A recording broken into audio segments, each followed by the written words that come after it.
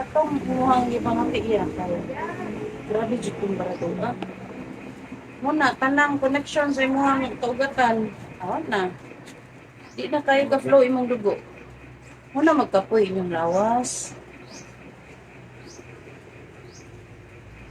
Kapoy ini ituan bangon sa adlaw. O tigit sakit ibang Pinanguho naman to. biyahe na ako nang aksurubi ko kung tiil. Hmm. Sikat. O pwede man kay mas straight no kung magbiyahe mo. Grabe, kagahi sa imuhang bagtak gani inig kada hika pa lang igking. Ito bantayanan gid kaayo kay mibikog padong nagi nasbugan ako pati nagi nakasakit. Isa ka nang suway imuhang kamot. Ana ra siya. Pero maglisod pa ka no. Maglisod gahi. Pero bigas. Gahi pod. Okay. Gahi.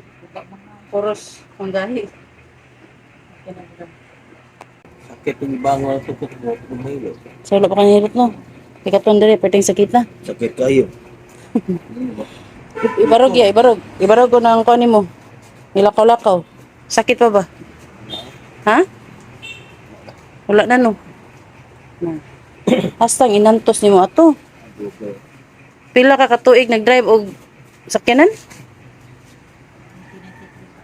1993 pa. Uy, dugay-dugay. Nya kato imong ipamati ganiya. Pila nun to katuig? Dugay na. Duga na sa niya. Kanang lagi patulog naglain. Mabunog na lang. Huwag kapoy kuwan. Huwag kapoy kayuman ba? Hmm. Huwag ko ka dere. Ano ko? Oh, maski imo pa na kuan sa ubos. Pungko.